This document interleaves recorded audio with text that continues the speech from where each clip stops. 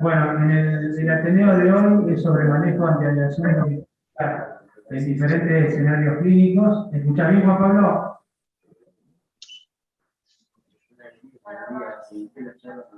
Juan Pablo, ¿me escuchás bien?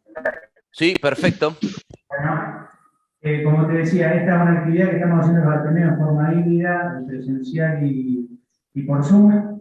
Te agradecemos la participación. Juan Pablo Costabel, bueno, amigo, compartimos la pasión por la parte de neuropatía, es el encargado de la unidad de neuropatía del ICBA, pero también es jefe de unidad coronaria ya hace varios años. Es un centro que sin lugar a dudas es uno de los centros de referencia en el país, no solo por el volumen de pacientes, sino por la actividad científica que tienen.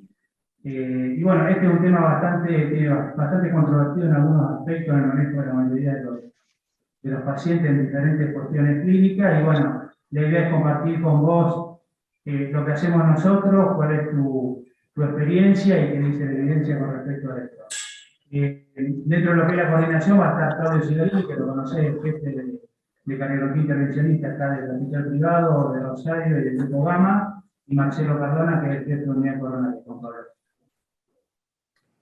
La idea, vamos a presentar 4 casos clínicos muy cortitos para generar una discusión y votación sobre el antiagregante plaquetario a utilizar, doble agregación, triple según el caso, y duración de tratamiento, para después dejarte a vos los últimos 20 minutos, media hora, para que hagan una actualización del tema y después algunas preguntas. Buenísimo. Bueno, lo va a presentar Federico Montiel, que es residente de segundo año del hospital privado. Bueno, primero para compartirles el enlace QR o el enlace que es CardioGG de Data Slides para que se conecten, para hacer la votación interactiva de las distintas opciones y tratamientos en los distintos casos clínicos. Bueno, para los que no habían podido unirse, el enlace QR y el enlace de CardioGG para los slides.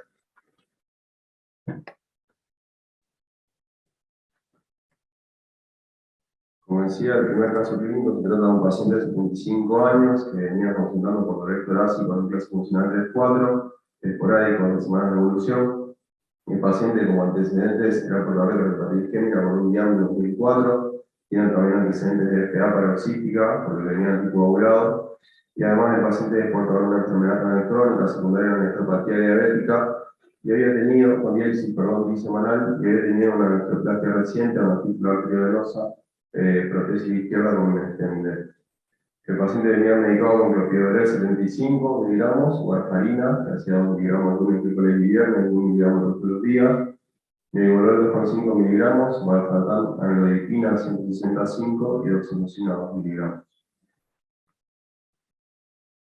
El paciente, al examen físico, estaba asintomático al momento de la consulta. Se le había realizado un electrocardiograma, me presentaba un infra del ST de 1 milímetro en carga lateral. Se le realizó un laboratorio con troponías positivas y terminándose el diagnóstico con síndrome coronario agudo sin elevación del ST. Se le realizó también el cálculo de los distintos scores, se utilizó el TIM y el GRACE y el CUSAID, que le habían dado tanto el TIM como el GRACE de alto riesgo y el CUSAID de muy alto riesgo de sangrado. Y se planteó hacer una CCG dentro de las 24 horas, donde se constató corrección severa ostial en la arteria descendente anterior, y se llevó a cabo la colocación de un stent desde el tronco hacia la ostial, un stent liberador de drogas. Vamos con la primera pregunta de las slides, que le dejo de nuevo el código QR y ahí ya les comparto la primera pregunta. Me parece que nadie está, no hay nadie conectado. Hay 10. La primera pregunta es: ¿qué estrategia terapéutica elegían en este paciente que se le había realizado la CCG con el implantar stent de un stent desde el tronco hacia la ostial? ¿Harían aspirina más clopidogrel más warfarina? ¿Harían, si no, aspirina más ticagrelor, aspirina prasugrel? ¿Harían triple esquema con aspirina, tica y warfarina o aspirina, clopidogrel y apixaban?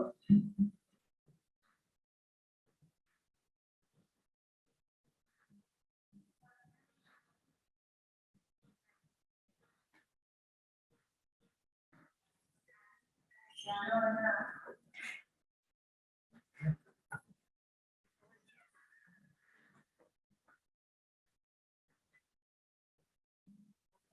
me quiere agregar algo. Hasta ahora hay 12 votos. La mayoría eligió aspirina, Cleopi y Apixaban.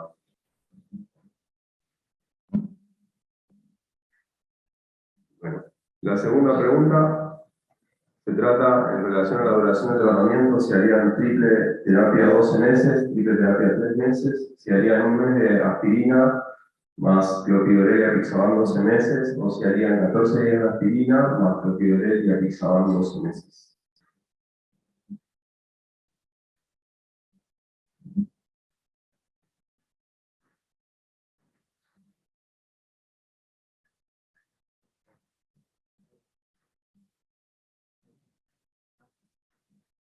Bueno, buenos días. No, yo coincido con lo que dijo la mayoría. Creo que acá el primer nos ahorra un par de decisiones, no el hecho que el paciente ya viniese tomando clopidogrel, nos ahorra la decisión de si hay que precargarlo o no antes del procedimiento. Y creo que, bueno, con el hecho de que este paciente tiene que ser anticoagulado, el clopidogrel tiene es la mejor opción para antiagregarlo en el cuadro agudo. Con respecto al seguimiento, yo también me inclino por utilizar la triple terapia durante un mes y suspender la actividad. No sé si alguien más. Juan Pablo.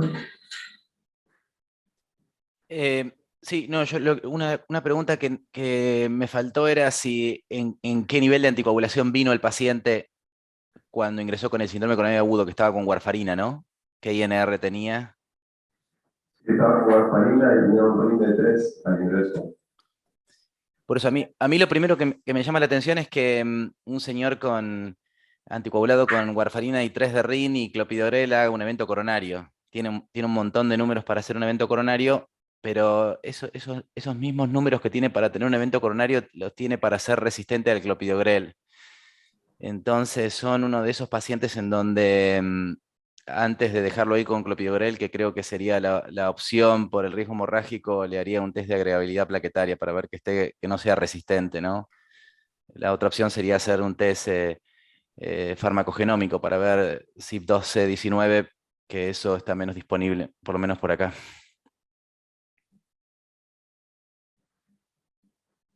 ¿Alguien más quiere hacer algún comentario? Bien, Juan Pablo, nosotros no tenemos mucha experiencia en test de agregabilidad plaquetaria, menos aún en test genómicos. Ustedes lo usan habitualmente. Si podés contarnos un poquito la experiencia de tu grupo. Test genómico no, porque no está disponible. Estamos en tratativas para poder traerlo, pero el problema es que cuando empezamos las tratativas, el costo en pesos era uno y hoy el costo en pesos es otro. En el primer mundo, el costo en dólares de hacer un test genómico de esto es $200, o sea, es altamente costo efectivo, porque detecta aproximadamente ese 20-30% de los pacientes que tienen mutaciones que hacen pérdida de la función del 12-19 y que es el principal marcador de pseudo resistencia al clopidogrel. El clopidogrel no es metabolizado. Como eso no lo tenemos disponible todavía, lo que hacemos es un test de agregabilidad plaquetaria con ADP. Eso hay muchos laboratorios de hemostasia que lo hacen. Para los hematólogos es un test bastante sencillo. Lo usaron durante un tiempo para hacer agregabilidad con aspirina, que se usó, y eso es bastante más económico.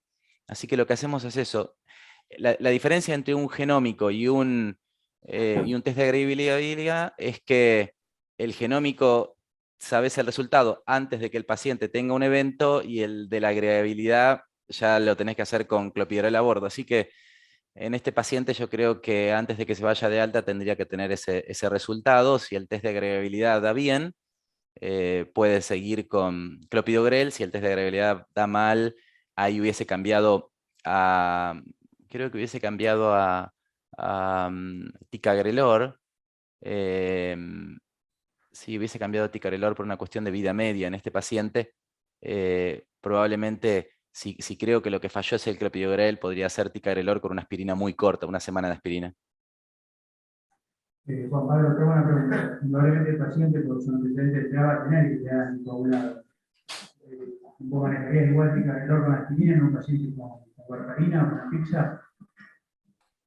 Bueno, creo que o sea, en, en términos generales, ticagrelor aumenta, cuando se da a todos los pacientes, aumenta aproximadamente 20% el riesgo de sangrado mayor con relación a clopidogrel, así que no sería una estrategia para todos los pacientes. En este caso sería una estrategia individualizada, asumiendo falla de clopidogrel. Después, si usar apixaban, usar ABK, bueno, ahí nosotros aquí en nuestro centro tendríamos una lucha con los hematólogos, pero creo que ganaríamos en preferir usar apixaban. Apixaban en pacientes en diálisis en dosis plena, ha demostrado ser seguro, FDA lo aprueba, y siempre la discusión es si es un dialítico nuevo o es un dialítico estable. Si es un dialítico estable, ahí estamos todos como más de acuerdo en utilizar directo. Si es un dialítico nuevo, que no sabemos qué número de diálisis va a tener, qué clearance va a tener, ahí preferimos usar ABK. Así que en este caso, que creo que es un dialítico estable, usaría Pixaban pleno. Si tiene resistencia a clopidogrel, usaría ticagrelor con el tiempo más corto posible de aspirina. Y si no tiene resistencia, agregaría aspirina al menos un mes. ¿Sí? Una pregunta. El punto que pusiste vos de estar con clopidogrel y la anticoagulación y haber un evento agudo es importante. Y en este caso en particular, ¿vos te ajustarías a un poco los datos del Augusto o mantendrías la aspirineta, en este caso, en este paciente en particular, por más de un mes? No, yo creo que los datos de Augusto son sólidos en que un mes es suficiente. Y, y también la cuestión del riesgo de trombosis intraestén en términos generales, ahí parece ser suficiente. Después, me parece que ahí el trabajo de Claudio en hemodinamia nos va a decir cuán bien pudo quedar ese stent, ¿no? Que entiendo que es un paciente que tiene más riesgo de que el stent no quede bien por enfermedad renal crónica. Si él me dice el stent me quedó muy bien y puso un stent de buen diámetro y endotelización rápido, yo me quedo más tranquilo y un mes me parece suficiente. Si él dice el stent no pudo quedar del todo bien, o el stent no tiene endotelización rápida, ahí me parece que me estiraría los 3 meses, a expensas de saber que su riesgo hemorrágico es altísimo, ¿no?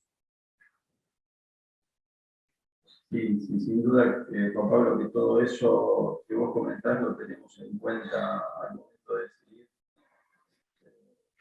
Creo que el paciente tuvo un implante de stent óptimo. A mí realmente me da mucho miedo este tipo de paciente que está en diálisis, ser muy agresivo con la antiagregación plaquetaria. Y la verdad que en este caso no valoramos, digamos, el hecho de que se haya inestabilizado, que haya hecho un evento coronario agudo. La verdad que no jerarquizamos el clopidogrel como un fracaso del clopidogrel. A mí realmente me da temor ser muy agresivo. Tanto, bueno, obviamente el prasugrel lo tenemos totalmente anulado en este tipo de pacientes, pero también somos cautos por el uso de ticagrelor. Por eso a este paciente lo seguimos tratando con clopidogrel. No hicimos el switch a ticagrelor. Sí, entiendo. Hay otra opción que por ahí en el mundo se usa mucho más que acá nosotros, es la dosis baja de prasugrel. Ahí yo tengo poca experiencia, pero por una cuestión de que no le tenemos por ahí tanta confianza a los datos de la dosis reducida, que vienen más de grupos asiáticos que de grupos de estas latitudes, ¿no? Que puede tener otra farmacocinética, pero me sorprende ver que sí se usa mucho la dosis de 5 en pacientes con alto riesgo hemorrágico, que desde el punto de vista de agregabilidad es bastante buena, pero no la uso, ¿no? Sí, no, nosotros no lo usamos tampoco.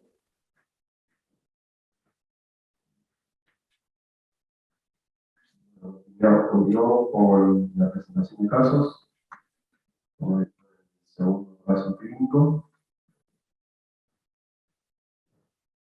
El segundo caso clínico se trata de un paciente de 56 años, sin antecedentes de jerarquía. Él consultó por dolor torácico opresivo en clase funcional 4 días previos. Refiere que 3 días anterior a la consulta donde había tenido un dolor de similar características y en el momento de la consulta se encontraba asintomático. Se le realizó un electrocardiograma, tenía activa en cara anterior, se le hizo un masaje de troponina que dio positiva. Al examen físico el paciente no tenía ningún signo positivo para destacar. También se le calcularon los distintos scores para síndrome coronarios sin supra, tanto el TIMI como el RACE le dieron de bajo riesgo y el CRUSADE le dio de muy bajo riesgo. Vamos nuevamente con la votación para este caso. Pongo las distintas opciones. La estrategia terapéutica que usaría en este paciente, entonces, 56 años sin antecedentes, síndrome coronarios sin supra, haríamos CCG de urgencia, más carga de clopidogrel, CCG de urgencia más carga de ticagrelor, CCG de urgencia o carga de prasugrel. Plantearíamos hacer la CCG dentro de las 24 horas sin carga de antiagregantes, o haríamos directamente la CCG dentro de las 24 horas más pretratamiento.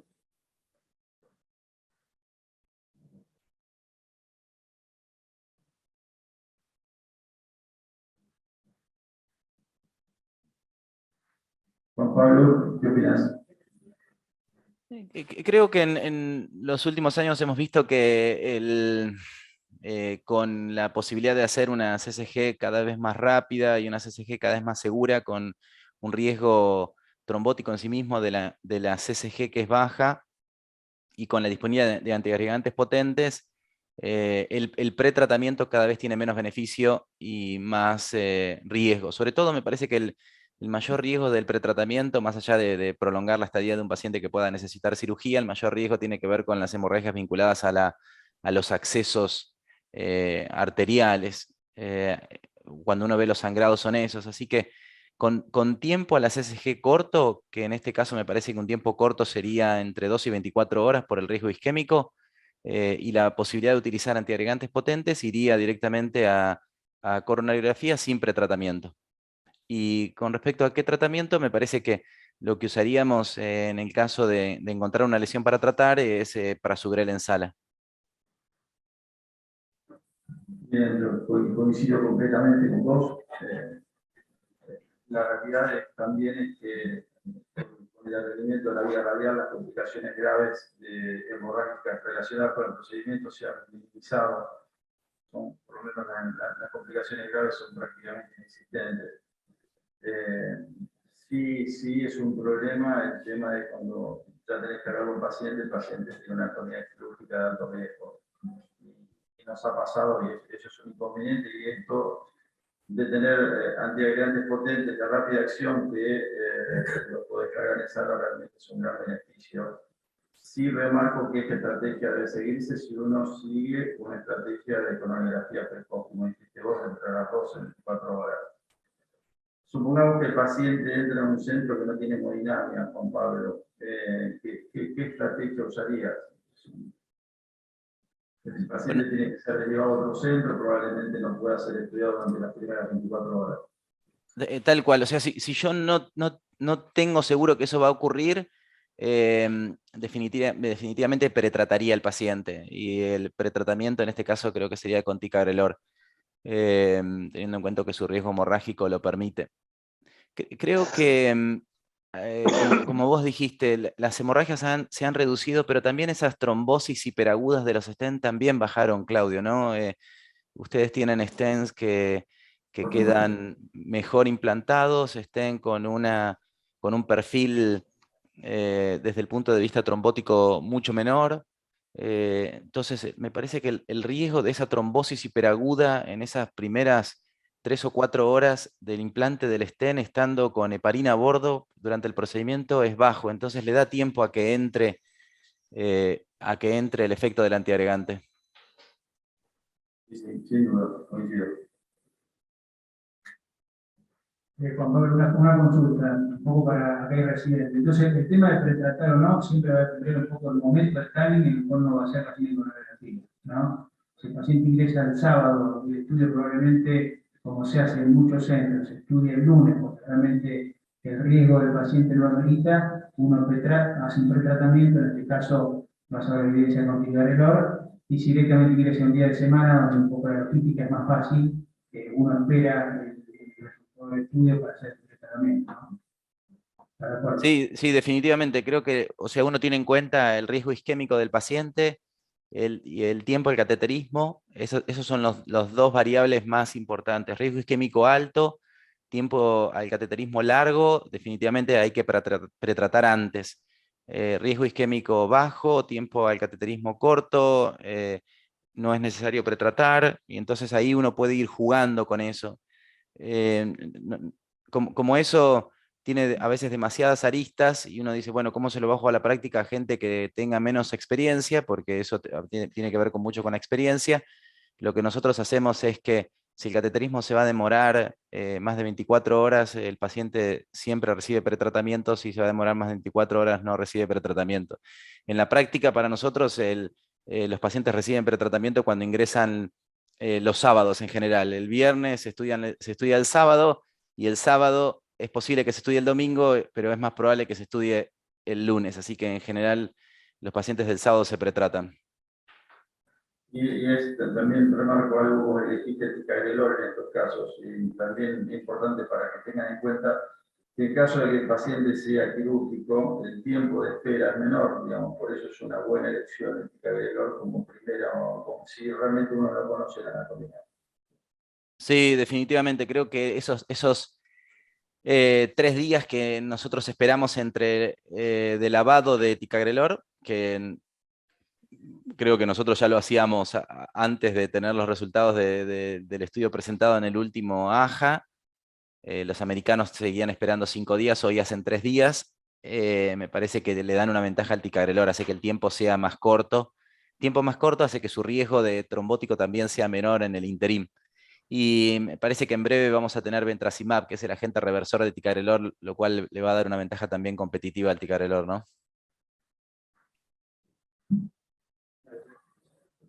Ahí sigo con la resolución de este caso.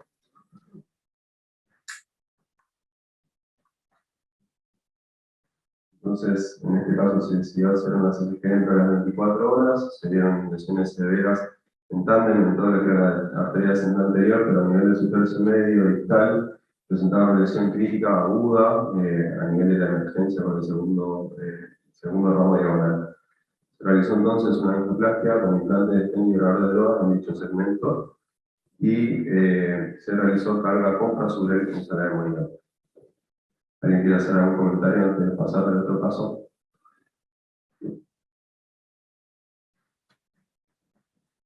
Les voy a recordar que tenemos dos panelistas hoy.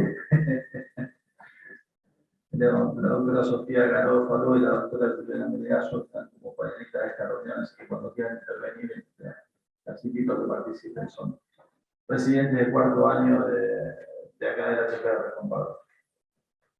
Buenísimo. Claudio, no, les iba a preguntar a ustedes, yo tengo una disputa todo el tiempo con Marcelo Trivi en cuanto al inhibidor de elección post-angioplastia. Personalmente, después de ISAR-REAC 5, cambiamos, es como que revivió el Prasugrel. ¿Cuál es la experiencia de ustedes? ¿Les ha pasado lo mismo o siguen con ticagrelor? Sí, nos ha pasado lo mismo. Digamos, pasamos una época de fanatismo por ticagrelor, y prácticamente no usábamos Prasugrel, y nos pasó lo mismo a ustedes. Hicimos el switch y cada vez usamos más. Pacientes que tienen bajo riesgo, pacientes jóvenes que tienen bajo riesgo de sangrado, el síndrome coronario agudo es la primera elección para nosotros. Ahora tiene ventajas que tiene menor costo, una sola toma diaria. Realmente cada vez lo usamos más, tenemos mucho cuidado en pacientes que tienen arañosos o con alto riesgo de sangrado, bajo peso, ACV previo, obviamente en esos casos no lo usamos, pero sí cada vez lo usamos más.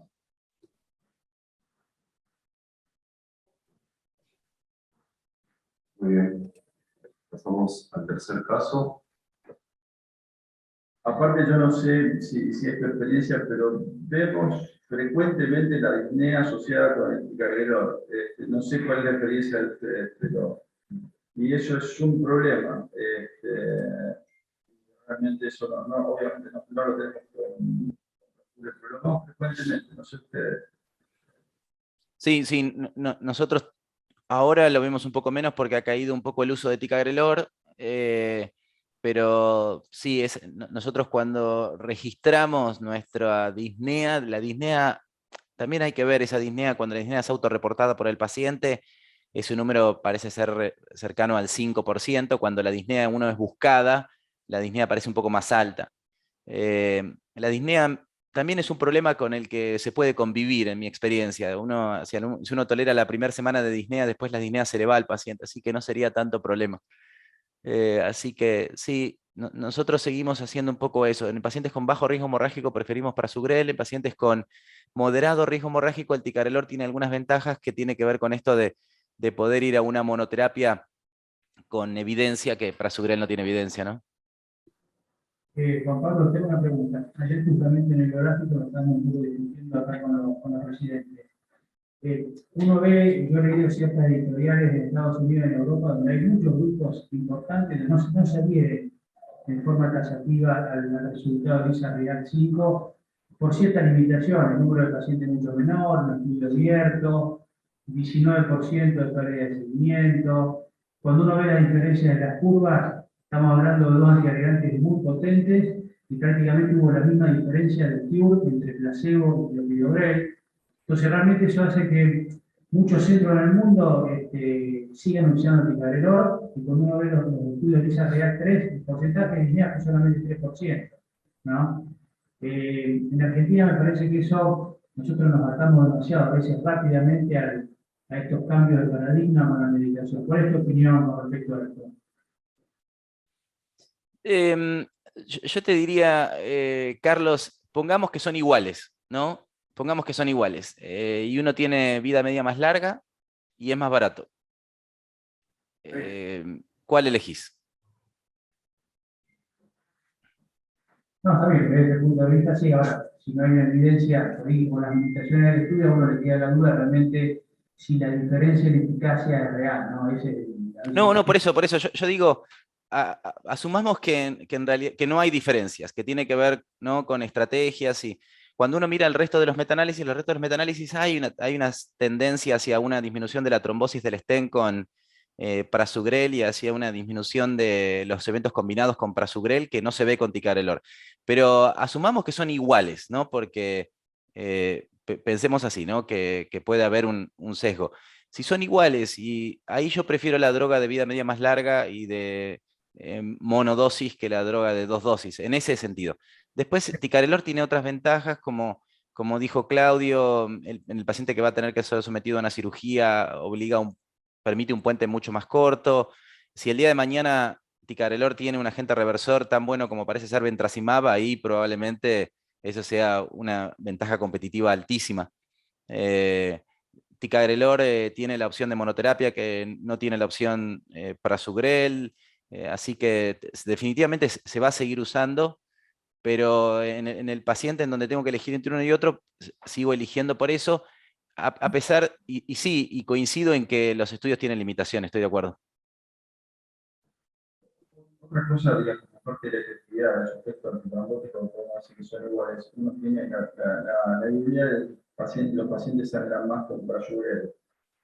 Pero si uno lee con detenimiento el Platón, que teóricamente dice que no tiene exceso de sangrado comparado con clopidogrel, el ticagrelor, si vos le separás los pacientes que fueron a cirugía de los pacientes que no fueron a cirugía, sí hay un exceso de sangrado. O sea, el beneficio que tiene el ticagrelor es justamente los pacientes que fueron a cirugía de rotación de pareja sangraron menos. Pero cuando vas al subanálisis y analizas el sangrado de pacientes que no fueron a cirugía, el sangrado con ticagrelor fue mayor que con clopidogrel. O sea, el beneficio en cuanto a seguridad, si uno lee bien el trabajo, no es tal comparando prasugrel con ticagrelor. Sí, y yo recordaría, Claudio, que en el estudio fueron a cirugía con 5 días de suspensión. O sea, 5 días de suspensión de ticagrelor ya estás en nada. 5 días de suspensión de clopidogrel estás en el borde, ¿no?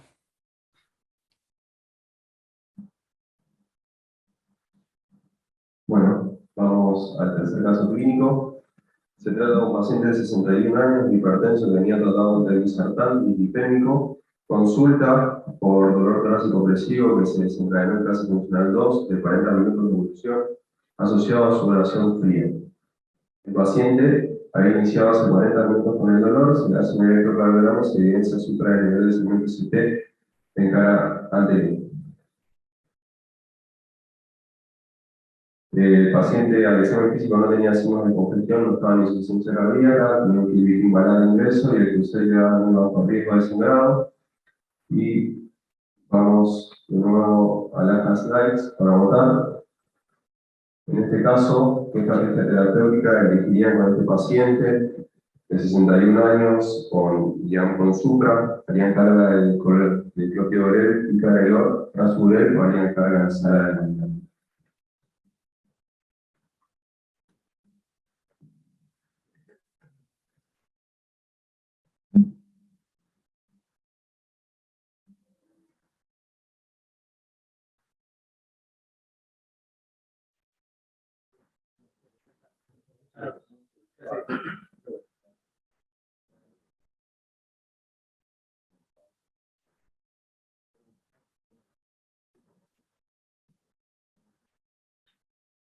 Pablo, ¿querés seguir comentando? Bueno, de mi parte creo que entiendo que el paciente tenía un bajo riesgo hemorrágico, dijiste, ¿no? Ahí me perdí esa parte, pero si hubiese bajo riesgo hemorrágico en infarto con supra, creo que la evidencia va a favor de pretratar con Prasugrel. La opción también sería pretratar con ticagrelor. Creo que las dos opciones son válidas. La agregabilidad con Prasugrel ahí parece un poquito más alta que con ticagrelor.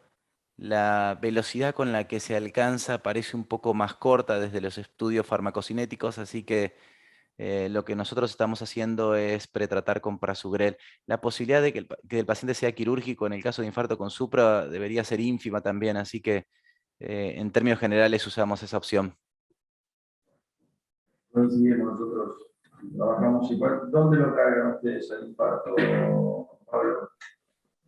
Bueno, nosotros tenemos más o menos un 30% de preactivación. Cuando el paciente viene preactivado, ya directamente va a la sala de hemodinamia desde la ambulancia, entonces se carga en la sala de hemodinamia. Cuando el paciente en el 70% de los casos que no es preactivado, se carga en la guardia. Y lo que sí estamos haciendo, y ahí parece haber cierta evidencia, es que el paciente mastique cualquiera de las dos drogas, Prasugrel o ticagrelor, la absorción parece un poco más rápida. Un poquito era el trabajo, ¿no? Con ticagrelor, creo. Bueno, claro, con ticagrelor hay un estudio que se llama CHEW, de masticar, buen nombre, y con Prasugrel hay un estudio sin acrónimo, pero en los dos parece ser que la absorción bucal aumenta la concentración máxima, el tiempo de concentración máxima, sí. Bueno, ¿cómo siguió el caso? Al paciente se le realizó carga de ticagrelor en guardia, se le realizó la CCG de urgencia, donde se evidenció una lesión en el tercio medio de la cintura anterior y se le hizo un implante en el liberador de drogas. El paciente, al ingresar a la unidad coronaria, complica con, bueno, vuelve a repetir episodios de dolor torácico, se le realiza en ETG sin ceder el dolor, así que se realiza un electrocardiograma donde se vuelve a evidenciar supra del ST anterior. Se realiza CCG de emergencia, lo que se evidencia en la terapia es una trombosis intraestén, se realizó en primera medida tomoaspiración, con el control estereográfico no se evidenció un fenómeno de no flow, se hizo adenosina y NTG intracoronario, por lo que se decidió realizar quilotiban intracoronario. Ante la alta carga trombótica, se decidió en sí realizar una nueva angioplastia a nivel distal del estén implantado previamente. Entonces, si alguien tiene algo para comentar, nos pasamos a la próxima pregunta. Ignacio Cigarini creo que fue el operador de este caso, si no estoy equivocado, no sé si querías hacer algún comentario, Nacho. ¿Qué tal? Buen día. Hola Juan Pablo, un gusto verte nuevamente. Sí, este fue un caso que el paciente tenía una lesión trombótica con una altísima carga de trombo en el tercio medio de la EDA y una lesión angiográficamente intermedia proximal a esa lesión. así que lo que se hizo fue tromboaspiración inicialmente y solamente implantar en la lesión que se consideró, digamos, la responsable. En la otra intermedia no se hizo angioplastia. La verdad que el resultado angiográfico fue muy bueno. Lamentablemente complicó con una stent trombosis aguda, así que lo primero que hicimos fue obviamente la infusión de tirofibán intracoronario, tromboaspiración y evaluación con IBUS para poder determinar si había habido un factor mecánico, como dijo Juan Pablo, que pueda justificar, digamos, el porqué de la trombosis. La verdad que el stent se había visto bien expandido, bien aposicionado, no había disecciones en los márgenes del stent, pero sí se veía una altísima carga trombótica. Y otra cosa que pudimos observar con el IBUS fue que esa lesión angiográficamente intermedia que estaba proximal a la lesión tratada tenía una área luminal mínima menor a 4, o sea que era por IBUS severa, y por eso se prosiguió a poner un stent ahí. Se dejó también tirofibán endovenoso ajustada a peso, y con eso el paciente realmente no repitió ningún cuadro y anduvo bien. Tengo entendido que después hizo el switch a Surel o continuó con ticagrelor.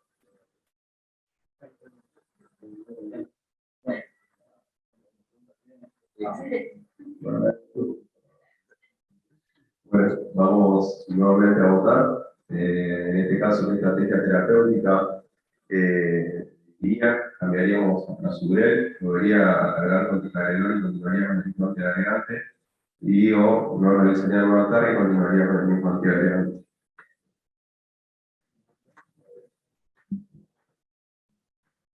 Juan Pablo, te escuchamos, ¿eh?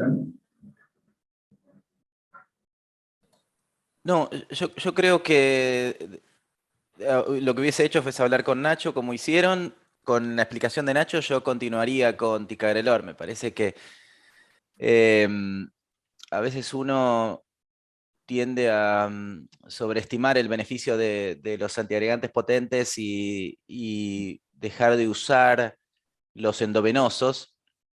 Hay un estudio que se publicó hace poquito, creo que es Neurointervention, donde se compara la velocidad de la acción de cangrelor con tirofibán y con ticagrelor, y se ve que de las tres drogas, tirofibán, como ejemplo de 2B3A, es la droga que más rápido produce inhibición plaquetaria. Entonces me parece que si hay alta carga trombótica en un infarto con elevación del ST, por más que le haya dado ticagrelor en la guardia, podemos hacer tirofibán intracoronario en bolo en sala. Eso protege al paciente hasta que entra el ticagrelor a bordo. Entonces, si eso se podría haber usado, que es lo que dice Nacho, que había una altísima carga trombótica, y encima hay una lesión justo pre-stent, que son de las lesiones que favorecen las trombosis, no le echaría la culpa a ticagrelor y no lo rotaría.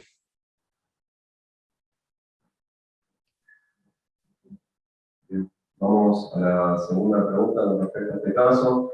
En cuanto a la evolución de la antiagregación, haríamos aspirina y ticagrelor por 12 meses, aspirina más ticagrelor 3 meses y continuaríamos con ticagrelor hasta el año, aspirina tica 3 meses y continuaríamos con aspirina hasta el año, o aspirina y ticagrelor más allá de los 12 meses.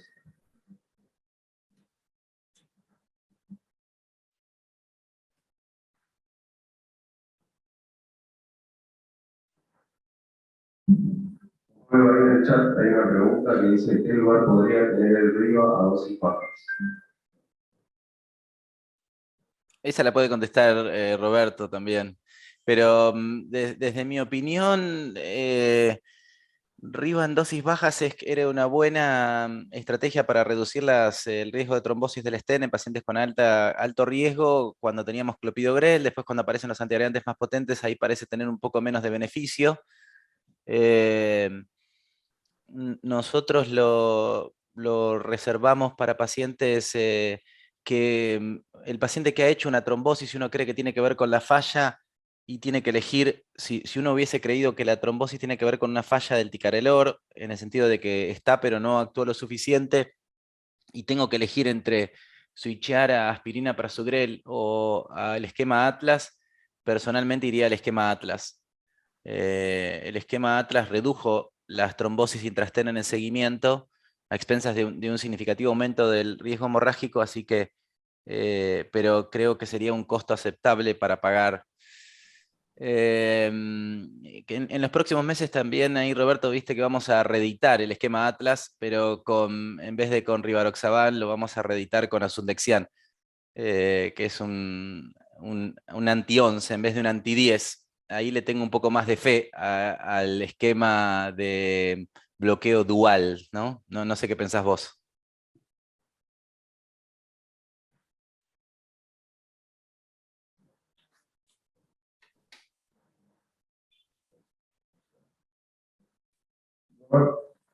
No te escuchamos. Hola, perdón, no sé si me escucha.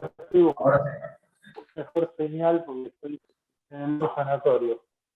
Sí, es mi duda en estos casos, cuando uno ya tiene un antiagregante potente y sucedió esto y uno, como dijo Nacho, a uno le encuentra una causa. No sé si a veces puede jugar un rol cuando uno antiagrega rápidamente al paciente y le dio algún derivado de la morfina y algo que haya hecho retrasar la absorción, que eso por ahí se ha visto, pero bueno, nada, es siempre mi duda el costo del sangrado, pero bueno, en este caso creo que por ahí podría haber sido una opción, nada más. Ese era un pequeño aporte. Y bueno, muchísimas gracias, Juan Pablo. Excelente todo.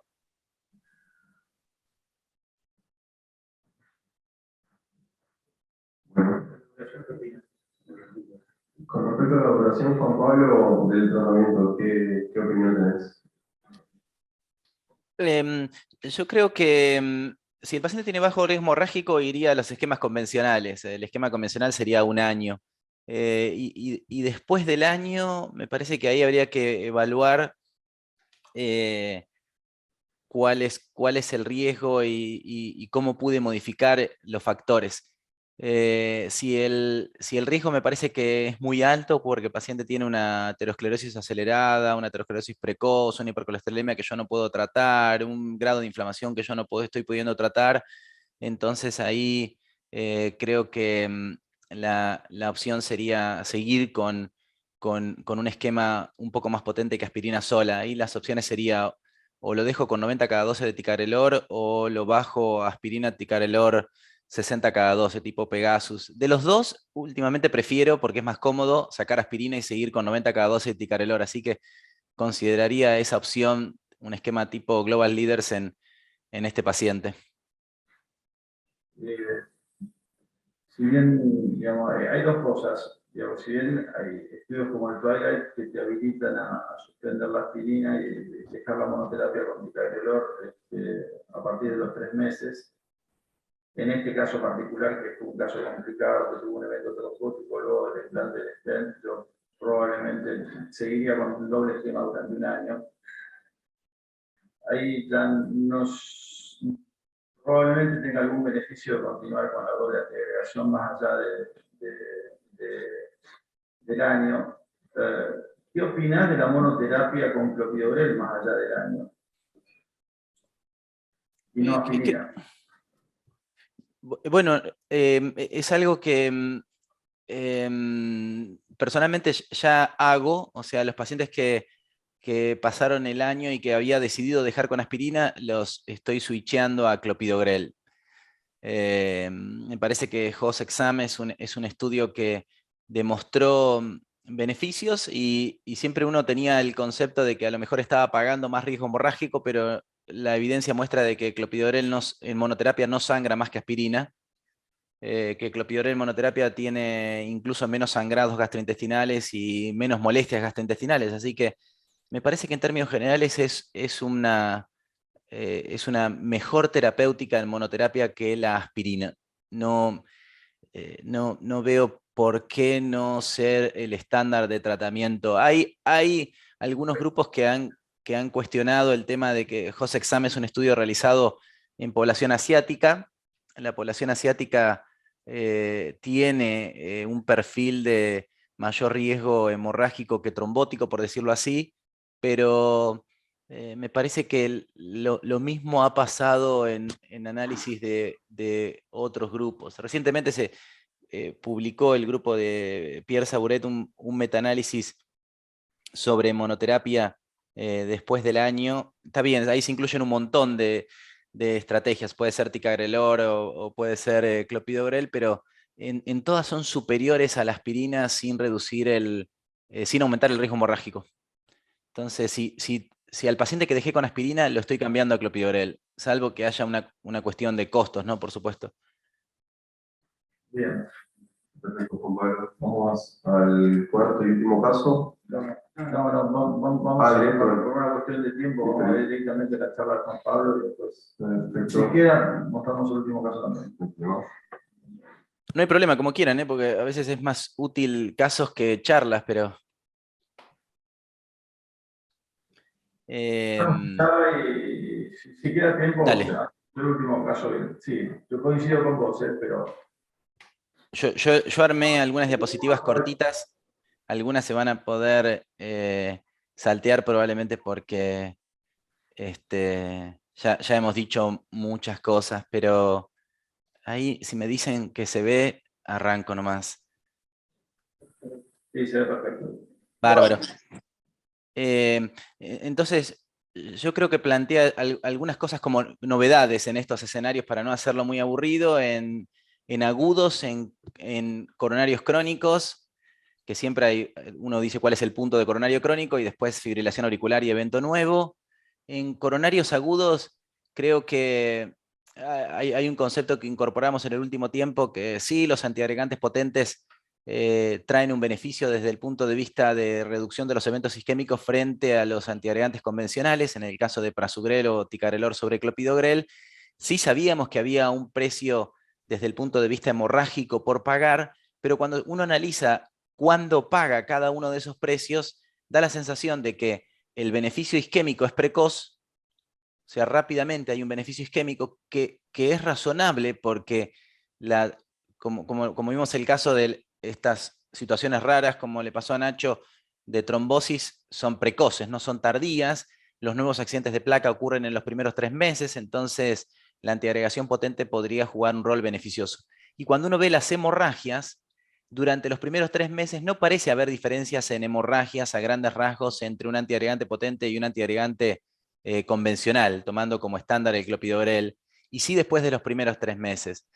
Creo que esto tiene que ver con que en los primeros 3 meses el paciente está más frágil, hay muchos factores que influyen en su riesgo hemorrágico y no hace tanto la diferencia usar un antiagregante potente que un antiagregante menos potente, en términos generales, Entonces, de alguna manera, parece que durante la etapa esa aguda, el primer mes o los primeros 3 meses,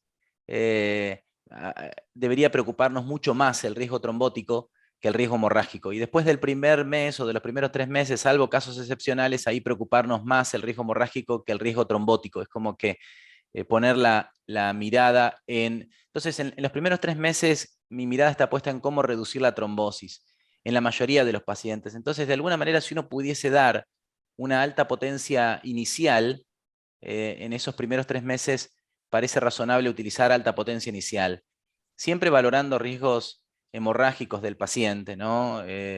Entonces ahí una de las cosas que nosotros estamos usando como, ustedes mostraron el score Crusade y el score Grace, son muy buenos para definir los pacientes en agudos, pero en la práctica a mí no me sirven tanto para definir el paciente en el subagudo, en el paciente al alta.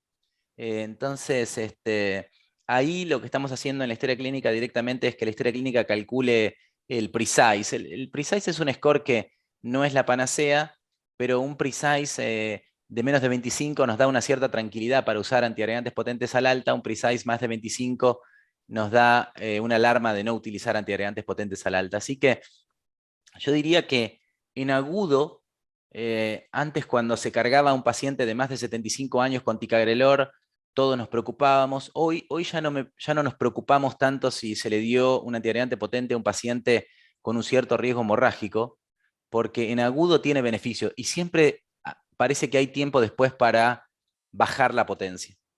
Y creo que la pregunta está, ¿cuándo es el momento para bajar la potencia y cómo bajar la potencia? Uno puede reducir la potencia reduciendo el tiempo de doble antiagregación, que es algo que utilizamos durante un periodo importante, es decir, cuando vuelvo a la aspirina, eso sería reducir el tiempo de DAPT, ¿no? La otra opción sería reduzco la potencia del inhibidor, si usé un inhibidor potente bajo a clopidogrel, y la otra opción es, si utilicé un inhibidor potente, saco la aspirina y sigo con el inhibidor potente. Entonces, bueno, ¿cuál de esas tres opciones elijo? Y ahí probablemente pueda estar el dilema. Entonces, entiendo que siempre nos conviene valorar los riesgos isquémicos, y hay riesgos isquémicos en agudo, como decíamos, el Grace es un marcador de riesgo isquémico en agudo. ¿Cuán trombótico está el paciente? ¿Cuán rápido tengo que ir? ¿Cuál es el riesgo de que se me infarte en la cara? Ese es el Grace. Después hay variables clínicas que también nos dicen lo mismo, que no están incluidas en el Grace, la angina refractaria, la insuficiencia cardíaca, el electrocardiograma, variables ecocardiográficas que nos dicen cuál es el riesgo de que el paciente haga una arritmia ventricular o shock cardiogénico, que tiene que ver con la extensión, variables bioquímicas que nos dicen cuál es el grado de daño o el impacto clínico.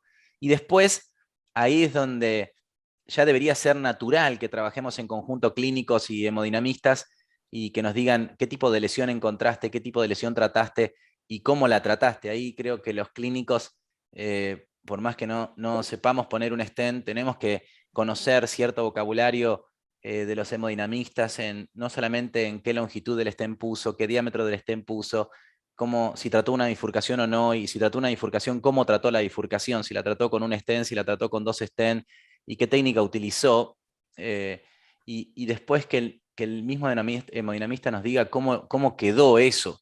Eso hace la diferencia, cuán bien quedó la angioplastia. Y del otro lado, sí, el riesgo hemorrágico. El Crusade es muy bueno para el riesgo hemorrágico en agudo, no es tan bueno para el riesgo hemorrágico al alta, porque tiene variables que tienen que ver con cómo está el paciente de frágil en ese momento. Precise es un buen predictor de riesgo hemorrágico, así que dicotómico. Hicimos un trabajo hace poquito validando un Precise de más de 25 en una población del registro de Buenos Aires 1, y más de 25 es muy bueno para decir riesgo hemorrágico. No es tan bueno como continuo, o sea, si tiene 28 o tiene 30, no me cambia mucho la cosa. Y después todas estas variables del high bleeding risk que se han puesto de moda últimamente, que son muy difíciles de usar en la práctica diaria, pero creo que que en definitiva son cuestiones muy clínicas, o sea, la edad del paciente, si tiene insuficiencia renal, si hay hepatopatía, si hay cáncer activo, si hay una probabilidad de una cirugía, ¿no? Para definir cuánto tiempo de doble interrogación. La doble interrogación corta puede ser una buena estrategia, no diría que es mi preferida, como dijimos, creo que hay estrategias que son mejores.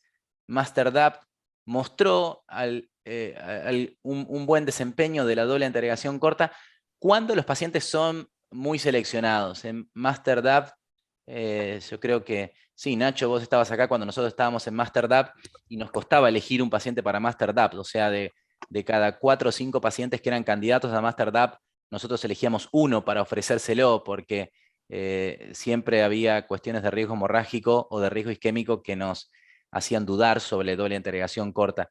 En MasterDAP usaron una doble interrogación corta de un mes, pero fue un estudio poco pragmático. La mitad de los pacientes siguieron con clopidogrel, la mitad de los pacientes siguieron con aspirina, así que es un estudio más de la vida real que un estudio randomizado estrictamente, creo yo. Cuando se elige una doble interrogación corta en pacientes seleccionados, con stent bien implantados y con stent que probablemente Ultimaster sea una expresión de un stent de rápida endotelización por una cuestión de polímero bioabsorbible, parece ser una buena estrategia. Doble interrogación corta parece ser una buena estrategia. Como digo, no sé si siguiendo con aspirina o siguiendo con clopidogrel, como se hizo, y acá están incluidos pacientes crónicos y pacientes agudos, es como una bolsa de gatos. Por eso es que me siento un poco más cómodo con la reducción de la potencia de los inhibidores. La reducción de la potencia de los inhibidores en Talos, que fue un estudio también asiático, demostró que después del mes bajar a clopidogrel redujo los eventos hemorrágicos sin tener ningún impacto en los eventos isquémicos. Fue un estudio un poco controversial, Talos, porque no cargó a los pacientes con clopidogrel, directamente fueron a un mantenimiento de clopidogrel después del mes, no hizo ningún tipo de test de agregabilidad plaquetaria, pero le fue bien. Puede haber tenido un poco de suerte, pero sí es verdad que eran pacientes con infarto, así que si fue suerte, bueno, fue una suerte con mucho riesgo a la que le fue bien, así que podría ser una estrategia la desescalada aspirina-clopidogrel. particularmente me sentiría más cómodo con la desescalada si tuviésemos test para medir la respuesta del clopidogrel, como pasó en Popular Genetics. Y esto es algo que hoy en Estados Unidos es una práctica común, que en Latinoamérica se está usando, por ejemplo, en México, donde la Seguridad Social costea los test genéticos, pero de México para abajo, nada.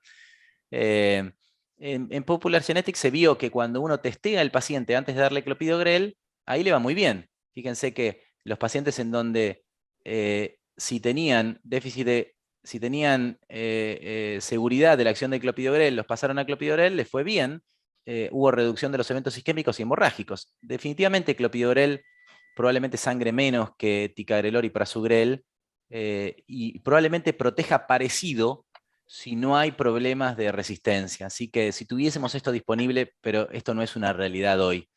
Entonces, al no tener esa realidad, la monoterapia con inhibidores, ahí es la que me siento un poco más cómoda hoy por hoy. ¿Con qué inhibidor? Si tengo que bajar potencia, ¿con qué inhibidor?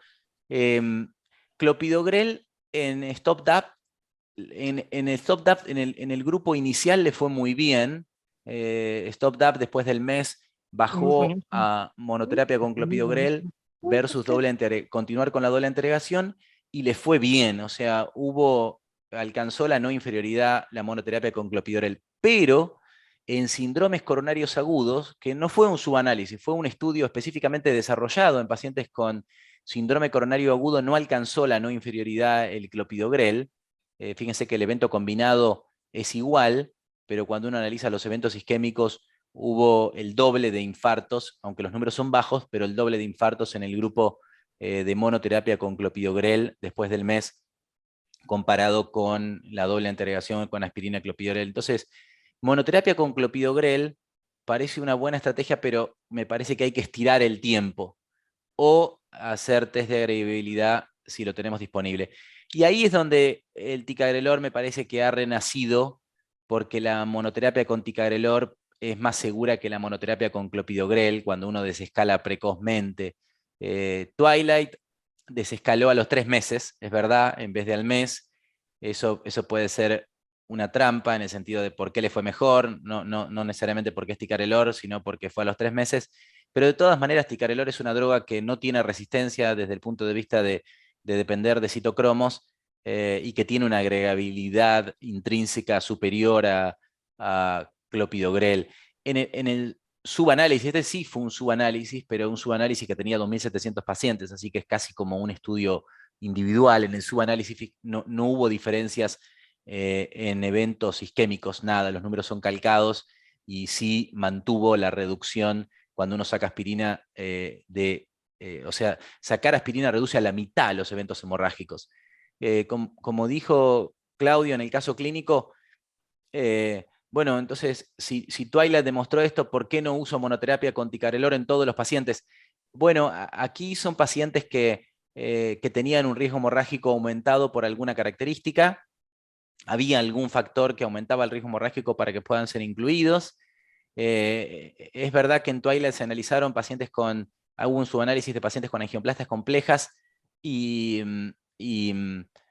siguió dando beneficio desde el punto de vista de reducción de los eventos hemorrágicos sin aumento de los eventos isquémicos, pero me parece que teniendo la evidencia de Plato de 12 meses, si el paciente tiene un riesgo hemorrágico bajo, no sería necesario correr el riesgo de desescalar si el riesgo hemorrágico no lo necesita. Si el riesgo hemorrágico lo justifica, me parece que ahí sí tengo un argumento para desescalar a la monoterapia con ticagrelor.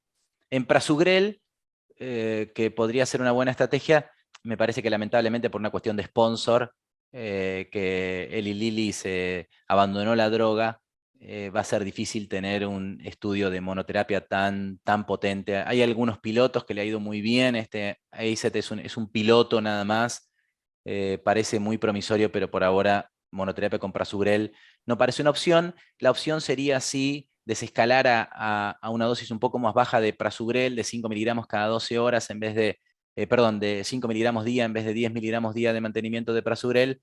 Ahí es donde personalmente no me siento del todo seguro, pero hay mucha gente que lo hace, mucha gente que lo hace. Creo que teniendo la evidencia de ticagrelor en monoterapia, me siento más cómodo con ticagrelor en monoterapia que con prasugrel en dosis bajas.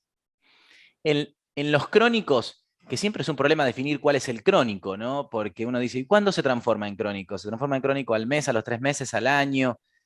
Por definición pusimos al año, pero la verdad es que la curva de cada paciente es distinta. Hay pacientes crónicos que nunca tuvieron ninguna revascularización, pacientes crónicos que tienen una revascularización cada 3 meses, cada 12 meses. Entonces, ¿qué es crónico?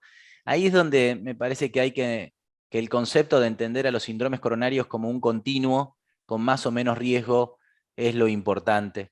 En ese continuo hay que entender que sí, en el evento del síndrome coronario agudo, el paciente tiene un riesgo de nuevo evento coronario del 6% al año. Ese es el número que a veces charlamos con los residentes. Yo le pregunto, después de un síndrome coronario agudo, después del día 0 hasta el día 12, ¿cuál es el riesgo de que vuelva a tener otro infarto? Y el número en términos generales parece ser 6%. Es 9% de ACV o stroke, pero de ese 9%, 6 son de infarto. En esos, entonces sí. Ahora, después del año, ¿cuál es el riesgo? Y después del año, el número mágico parece ser 3% por año. Y si uno mira las curvas de DAPT o las curvas de Pegasus, fíjense que siempre son 3% por año, 3% por año. Y se mantiene. Y eso se mantiene durante la vida del paciente. Entonces, yo tengo que entender que proteger a mi paciente de un 6% de riesgo de reinfarto durante los primeros 12 meses y de un 3% anual, en términos generales, algún paciente tendrá más, algún paciente tendrá menos, y lo mismo el riesgo hemorrágico. Las trombosis tardías de los stent con los nuevos tratamientos ya son una cosa muy rara. Me parece que ya no deberíamos hablar de trombosis tardía de los stent con las nuevas stent de nuevas generaciones, sino que probablemente sean un accidente nuevo dentro de una neoaterosclerosis, que es más o menos como una placa rota nueva, pero no un problema de trombosis tardía por endoterización fallida. Entonces, al final es más o menos lo mismo. Esa trombosis tardía, que es un accidente de placa sobre un stent, y la accidente de placa sobre una placa convencional, la fisiopatología es bastante similar. Y ahí es donde la antiagregación podría tener un rol, y bloquear, aunque sea un poco, la anticoagulación podría tener un rol, como se vio en algunos estudios. Entonces, ¿cómo bloqueo la antiagregación a largo plazo? Y uno podría decir, bueno, uso el esquema de aspirina convencional a largo plazo, que es el esquema que hemos usado durante todo el tiempo, o uso alguna droga más potente. Una opción sería ticagrelor en monoterapia a largo plazo. La información viene de Global Leaders. Global Leaders es un estudio que no fue estrictamente diseñado para esto, fue para ver si la opción podía utilizarse desde el principio. Fue un estudio, me parece que los investigadores se han arrepentido un poco del diseño, mezclaron síndromes agudos con síndromes estables o síndromes crónicos, pero el dato que me parece más interesante es que después del año, cuando se comparó la monoterapia con ticagrelor versus la monoterapia con aspirina, ticagrelor redujo los eventos isquémicos sin aumentar significativamente los eventos hemorrágicos. Acá se puede ver infarto en Global Leaders después del año, pero obviamente es un subanálisis, no está diseñado específicamente para esto, pero después del año las curvas de infarto se separan y las curvas de eventos hemorrágicos no se separan tanto. Entonces, ticagrelor en monoterapia puede ser una buena estrategia con un riesgo hemorrágico un poco menor.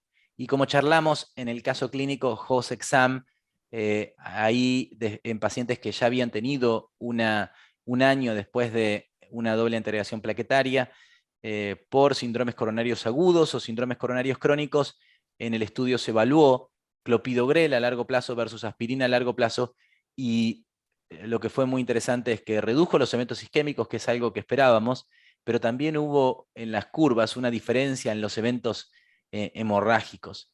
Y los eventos hemorrágicos que más reduce tienen que ver con los eventos gastrointestinales. Y lo que más protege, bueno, hay una protección a nivel de eventos coronarios, pero también hay mucha protección de clopidogrel a nivel de eventos de accidente cerebrovascular. Así que creo que es una buena estrategia. O sea que si mi paciente tiene un riesgo hemorrágico bajo y un riesgo isquémico muy alto, en crónico ticagrelor parece ser una buena opción. Si el riesgo hemorrágico es un poco más alto, clopidogrel parece ser mejor opción que aspirina. Las opciones de más potencia a largo plazo creo que quedan para aquellos pacientes que tengan muy alto riesgo isquémico, pacientes con mucho metal en las coronarias o pacientes con eventos coronarios a repetición, la doble anteriogación prolongada con aspirina y clopidogrel, aspirina prasugrel o aspirina ticagrelor en dosis reducida 60 cada 12, reduce las trombosis del stent, pero esto es un estudio que ya no es de esta época desde el punto de vista de bioingeniería de los stent. Sí redujo los infartos y aumenta los sangrados, así que me parece que en pacientes con mucho metal yo prefiero mantener doble anteriogación prolongada. De las estrategias, me parece que la estrategia por ahí más segura es la de aspirina ticagrelor 60 cada 12 o la de aspirina clopidogrel. La de aspirina prasugrel prolongada en dosis plena tiene un riesgo hemorrágico un poco más alto.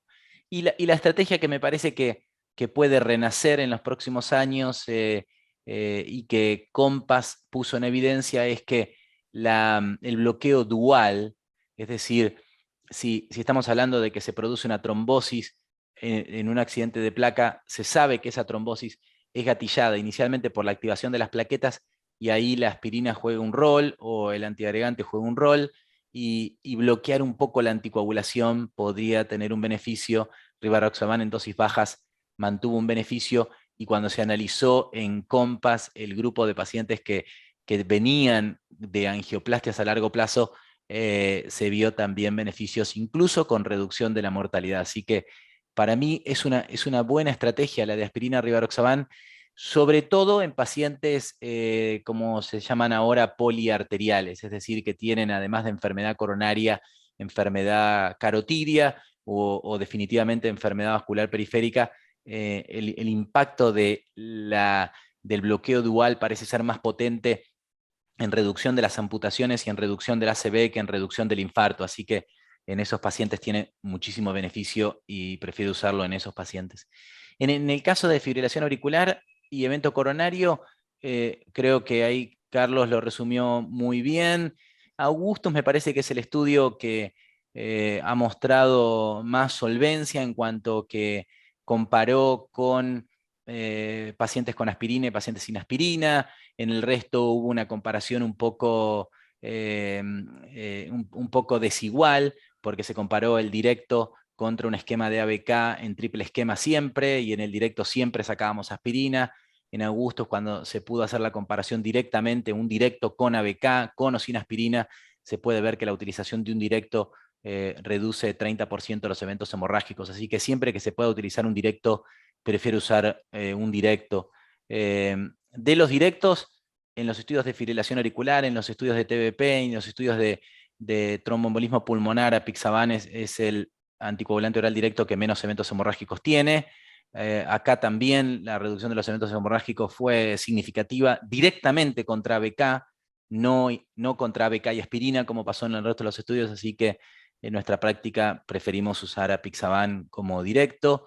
Y si utilizar aspirina o no aspirina, uno diría en la mayoría de los casos no usar aspirina, pero como dijimos en la charla, hay algunos pacientes en los que sí tendríamos que seguir utilizando aspirina, sobre todo porque estamos usando clopidogrel, que tiene un 20-30% de resistencia, entre comillas.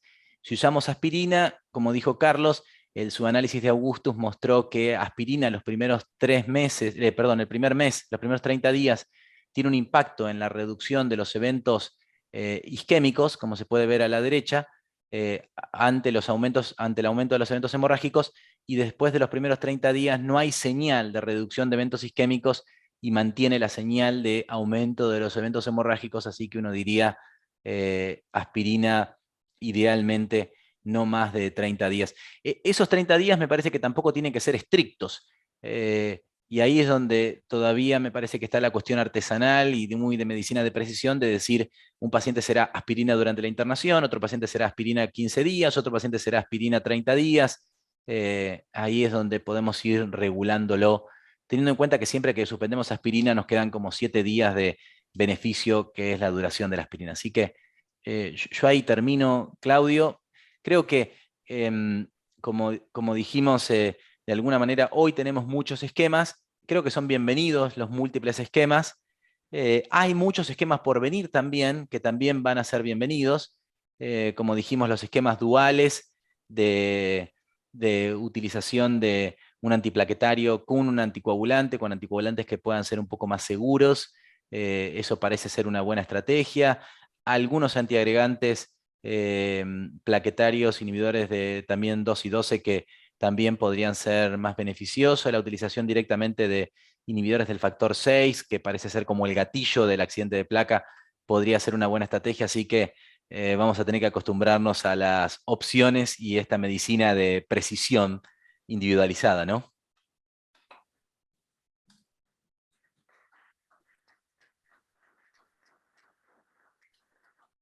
No sé si escuchaste los aplausos, pero Gracias, gracias. acá tenemos 2 panelistas de lujo, así que están ansiosas por hacerte preguntas, así que le voy a dar el micrófono a la doctora Menegaso. Gigi para todos. Hola Juan Pablo. Te quería hacer una pregunta respecto al tiempo de antiagregación en pacientes que, por ejemplo, están en un plan de trasplante hepático o trasplante renal. ¿Cuánto tiempo recomendás que tienen doble antiagregados desde la angioplastia? Y en segundo lugar, ¿cómo manejar la antiagregación en pacientes que tienen un síndrome coronario agudo y están en plan de una cirugía de urgencia? Una apendicitis, una colecistitis. Este es un tema para nosotros bastante, este es un centro bastante activo sobre todo lo que es trasplante hepático. Y son bastante exhaustivos en la pesquisa de enfermedad coronaria previo al trasplante, así que muy frecuentemente acá se va lo que está acá, se dedica mucho a este tema, que estudia con el grupo de trasplante hepático los pacientes, y muchas veces encontramos enfermedad coronaria silente previo al trasplante, que de alguna manera muchas veces tenemos que revascularizar y tenemos poco tiempo para llegar al trasplante. Entonces, la pregunta de Gigi es bastante oportuna. Digamos, ¿cómo manejaría a un paciente que tiene que ser sometido a una cirugía de alto riesgo y tiene que ser revascularizado previamente? Sí, es una muy buena pregunta. Creo que ahí revascularizaría lo estrictamente necesario como punto 1, y ahí hay que tener una discusión entre el clínico y el hemodinamista, porque a veces uno lo deja solo al hemodinamista y el hemodinamista es muy difícil que tome la decisión de no tratar. Entonces hay que consensuar si realmente se necesita tratamiento, y muchas veces hay que tener como un cierto coraje, entre comillas, de dejar lesiones sin tratar, entendiendo que no van a jugar un rol en el evento quirúrgico del paciente. Si es necesario tratar, ahí es donde me parece que afortunadamente la ingeniería de la angioplastia ha mejorado muchísimo, ¿no?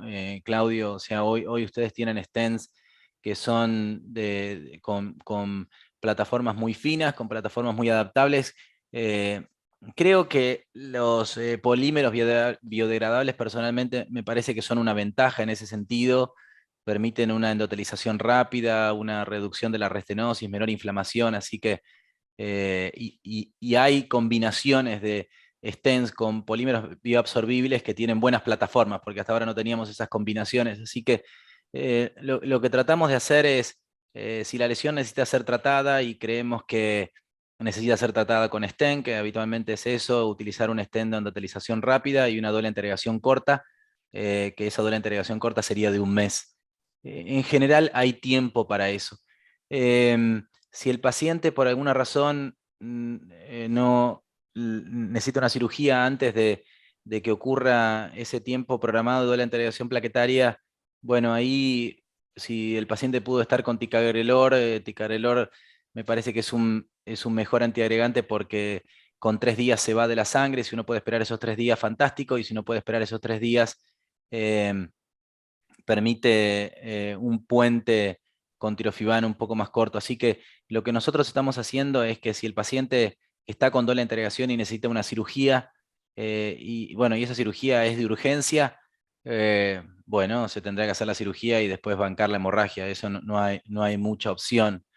Ahí siempre el problema es en tratar de reducir la transfusión plaquetaria, que vendría a ser el problema, ¿no? Porque es un estén recién puesto y uno transfunde plaquetas ahí, el riesgo de trombosis del estén es muy alto, entonces tratar de bancar la hemorragia, el sangrado sin transfundir plaquetas, y de última va a tener que transfundir plaquetas. Recordar que siempre que transfundimos plaquetas, las plaquetas revierten el efecto de prasugrel y clopidogrel, pero no revierten el efecto de ticagrelor, así que ticagrelor ahí hay que aguantarlo, ¿no? Las plaquetas no revierten el efecto de ticagrelor. Si uno puede esperar hasta que se vaya el efecto y cree que el evento trombótico es alto, estamos usando puentes con tirofiban, que es el 2B3A que nosotros tenemos disponible, que hasta hace un tiempo había una cierta controversia si los puentes con 2B3A eran tan buenos con los puentes con cangrelor, teniendo en cuenta de que uno inhibe un mecanismo distinto, pero hoy por hoy hay metaanálisis que muestran que en la vida real los puentes con 2B3A son tan buenos como los puentes con cangrelor. Así que usamos puentes con tirofiban, lo que hacemos es, dejamos en el caso de ticagrelor un día el paciente sin tomar el ticagrelor, iniciamos el tirofiban el día 2, el día 3 y suspendemos tirofiban entre 6 y 8 horas antes de la cirugía, y post cirugía cargamos rápidamente con clopidogrel lo antes posible. En el caso de prasugrel lo dejamos 2 días en su casa y lo traemos 3 días, entre 3 y 4 días internados con tirofiban y lo operamos entre el día 6 y el día 7, y en el caso de clopidogrel lo dejamos 1 día y medio en su casa y lo internamos para tirofiban 3 y medio. No sé si ahí contesté la pregunta, pero es una situación súper compleja, sí. Te había preguntado algo sobre el tratamiento prolongado. La segunda pregunta. La contestaste. Era un paciente con un síndrome coronario agudo que estaba entrando en la cirugía de urgencia. Sí, ojalá que no le pase, pero si le pase, creo que hay que pensar en el puente, sí. El puente siempre, creo que uno le tiene mucho miedo al evento antes de la cirugía. Yo siempre le tengo más miedo al evento después de la cirugía, ¿no? Porque antes de la cirugía se le está yendo el antiagregante, después de la cirugía ahí el paciente está inflamado, está sangrando, así que hay que tratar, ahí hay que luchar contra el cirujano para que nos permita darle la carga de clopidogrel lo antes posible. Hola, Juan Pablo, te hago una consulta. Mi pregunta va relacionada a los pacientes que tuvieron síndrome coronario agudo que llegan al año. Los pacientes puntualmente que tienen cierto grado de riesgo isquémico aumentado. ¿Qué experiencia has tenido vos, digamos, cómo valorás primero esos pacientes en cuanto al seguimiento de la antiagregación, teniendo en cuenta también que muchos de esos pacientes también tienen un cierto grado de aumentado hemorrágico también, ¿no? Y bueno, vos ya has hablado un poco del ticagrelor a largo plazo, de la aspirina, pero me refiero a que muchos tienen alto riesgo isquémico y también alto riesgo o cierto riesgo hemorrágico, entonces, ¿qué experiencia has tenido con eso? ¿Qué temas has utilizado y con qué te dio mejor, ¿no? Sí, creo que ahí si el riesgo isquémico a largo plazo es lo que me preocupa, el paciente tuvo muchos eventos y hay que entender que el riesgo isquémico a veces no depende solamente de la trombosis, también depende de otros factores, si está inflamado o no está inflamado. Por eso es que me parece que colchicina es una droga que nosotros usamos como estándar de tratamiento en síndromes coronarios agudos, salvo no lo usamos en mujeres delgadas o personas con bajo peso, con trastornos gastrointestinales, porque ahí enseguida trae problemas, pero si no, los pacientes se van todos con colchicina, por lo menos hasta el año, y después tratamos de prolongarlo hasta los 3 años. Me parece que si lo que me preocupa es eso, y creo que el antitrombótico puede ser una opción, hasta tener la monoterapia utilizaba aspirina ticagrelor 60 cada 12, pero hoy me parece que la monoterapia con ticagrelor de 90 cada 12 es más práctico, porque el paciente solamente decirle suspenda la aspirina y no empieza a hacer lío. A veces me ha pasado que el paciente en la farmacia le dieron de 90, le dieron de 60 y ya no sé qué está tomando, entonces 90 es 90 y se quedó con monoterapia de ticagrelor, que es la pastilla que ya conocía.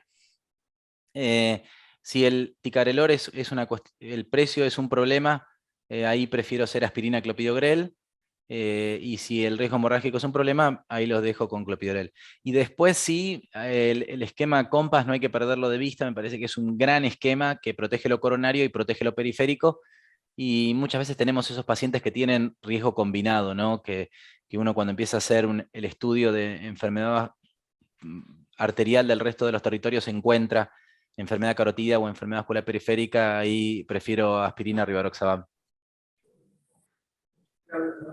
Juan Pablo, hay un tema que genera mucha controversia en la unidad coronaria o durante la inflamación, que es el switch, digamos, ¿no? Que nosotros, digamos, vos viste, por más que preferimos, por ejemplo, cargar los pacientes con infarto con prasugrel, viste que el caso que presentaron es un paciente que se lo cargó inicialmente con ticagrelor, y realmente muchas veces por una cuestión de practicidad, por pensar que es más efectivo y porque tiene una sola toma, pacientes que fueron cargados inicialmente con ticagrelor, personalmente yo trato que se vayan de alta con tratados con prasugrel y les hago el switch en la internación. Muchas veces eso genera controversia. ¿Cómo lo manejan ustedes? ¿Tienen miedo al switch?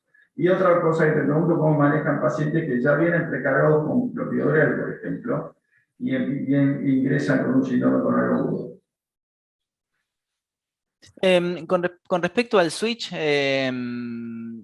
hemos perdido un poco el miedo. En agudo los cargamos con la droga a la que switchamos. O sea, si viene con ticagrelor y se va a ir a prasugrel, lo cargamos con prasugrel. En agudo no pasamos a carga. Y ahí en general, salvo que el paciente, por ahí le decimos, bueno, fíjate que no le esté sangrando la punción, que no le haya caído el hematocrito. Si no hubo nada de eso, el paciente debería tolerar sin problema un switch de tica a prasu o de prasu a tica. Me parece que ahí no tendría que haber ningún problema y ni hablar de si hay que bajarlo a clopi, que sí o sí me parece que uno necesita carga y cargas altas. Después, cuando es el switch un poco más alejado, ahí me parece que el switch un poco más alejado, cuando uno switchea de prasu a tica, prasu es una droga de acción prolongada, entonces ahí no hace falta cargar. De prasu a clopi hay que depender del caso, pero en agudo cargamos. Y los pacientes que vienen con clopidogrel con síndrome coronario agudo, y ahí me parece que hay que considerar fuertemente ir a algo más potente, porque no necesariamente quiere decir que falló, pero bueno, uno puede pensar que a lo mejor la protección es insuficiente, así que los pacientes que vienen con clopidogrel con síndrome coronario agudo y el riesgo hemorrágico lo permite, los cargamos con un antiagregante potente. Juan Pablo, una consulta. Sí, indudablemente a mí, desde el punto de vista de la evidencia y siendo racional, también el switch en un paciente con un síndrome coronario agudo, de uso clopidogrel, a mí me parece que lo justificaría, ¿no? En el otro caso, yo solamente a lo mejor haría el switch de ticagrelor a prasugrel en el paciente que tiene a lo mejor alguna disnea de otra causa donde le va a generar cierta controversia si la disnea puede o no ser por ticagrelor. Si no es así, me parece que con la evidencia que tenemos y la poca diferencia que tienen, los dos son muy potentes. Yo particularmente no sometería al paciente a un mayor riesgo de volver, si hizo ticagrelor, volver a cargarlo con prasugrel. Parece que no hay una diferencia tan abismal entre una molécula y la otra, y sí le voy a aumentar mucho el riesgo de sangrado. A menos que el paciente tenga disfunción ventricular, tenga disnea, y después realmente no sé si la clínica del paciente o la medicación, ¿no? Lo que pasa acá, Sí. realmente, perdón, el switch no te genera riesgo, digamos, no hay ninguna evidencia que cambiar de hacer el switch te genere riesgo, y la verdad es que si vos analizás, no es mucho más riesgoso el tratamiento prolongado con prasugrel que con ticagrelor. Si vos le sacás la diferencia, el exceso de sangrado que hubo en plató, los pacientes que no fueron, si vos le sacás a los pacientes que fueron a operar, digamos, el ticagrelor, los pacientes tratados con ticagrelor sangran prácticamente lo mismo que con prasugrel, o sea que no, vos realmente, porque alguien decidió cargarlo con ticagrelor en el momento que ingresó, lo condena al paciente que pague más plata y que tome 2 dosis diarias cuando tiene un régimen mucho más barato y una sola dosis diaria. Ese es el tema. Y realmente no hay riesgo de cambiarle el antiagregante durante la internación. No sé qué opinas, Juan Pablo. Y ahí voy a dejar que se maten entre ustedes, porque creo que es una hermosa disputa. Desde el punto de vista clínico me parece que ticagrelor es una droga que en 3 días se va, entonces la carga con prasugrel no debería exponer al paciente, si encima estamos cargando con prasugrel en un paciente con bajo riesgo hemorrágico, a un riesgo hemorrágico significativo porque es un día y medio que va a estar con mucha potencia. Así que desde el punto de vista farmacocinético, me parece que no es un riesgo hemorrágico importante para el paciente. Desde el punto de vista del beneficio, ahí empezamos en estas discusiones. En la práctica, cuando Trivi le pone a los pacientes ticagrelor, yo no se los paso a prasugrel, y cuando yo les pongo prasugrel no me los pasa a ticagrelor. Es una Cuestión de respeto. es una cuestión de respeto. Así que ustedes van a tener que arreglarlo. Juan Pablo, si lo cargaste con ticagrelor, ¿cuánto esperás para cargarlo después con prasugrel? No, sí, creo que hay una razón justificada para que use prasugrel, al día siguiente lo cargo con prasugrel. O sea, no esperás 2 días, ni un día, o sea, en el mismo momento. No el mismo día, ¿no? Recibió la carga ayer, mañana se carga con prasugrel. A las 12 horas, o sea, cuando le tocaría la próxima dosis de ticagrelor, ahí lo cargas con prasugrel. Y con respecto al tratamiento crónico para pacientes y todo, como dijo Juan Pablo, no hay que hacer carga cuando haces el switch, salvo cuando el paciente viene tratado con ticagrelor. En tratamiento crónico, si el paciente viene tratado con ticagrelor y querés pasarlo a prasugrel o a clopidogrel, ahí sí lo tenés que cargar. Si no, en el resto de las variantes que podés tener en tratamiento crónico, se inicia el tratamiento, se hace el switch con la dosis habitual diaria.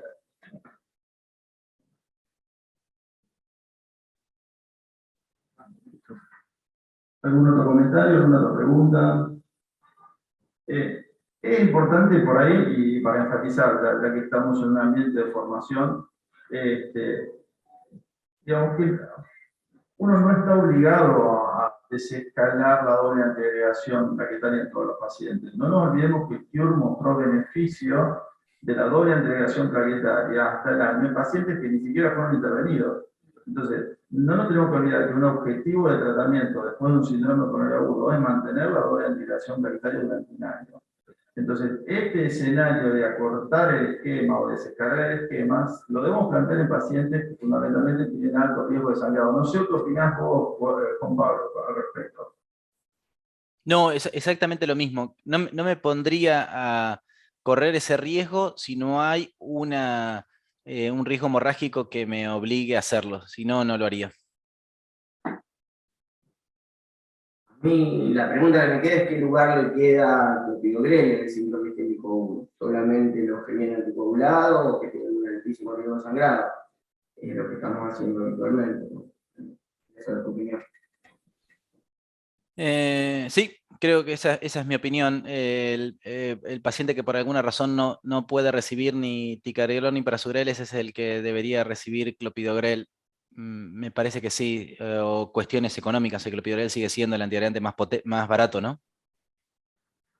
Sí, yo creo que dentro de lo que es síndrome coronario agudo, sí, digamos, creo que hay que tratar de no utilizar clopidogrel, salvo que tengo un alto riesgo de sangrado, tengo una sede previo, son pacientes de bajo peso, son esos pacientes, un paciente añoso. Bueno, no hay que olvidarse que la mayoría de las intervenciones no las hacemos en pacientes que estén cursando un síndrome coronario agudo. Y en ese caso, salvo que la anatomía sea muy compleja, que pongamos mucho metal, como dijo Juan Pablo, el clopidogrel sigue siendo una muy buena droga. Creo que ese es el gran campo de ahí no estás obligado a ir a un esquema tan potente porque realmente las probabilidades de un nuevo evento trombótico son muy bajas. Entonces yo creo que ese es el gran terreno para el uso del clopidogrel y es de hecho lo que hacemos.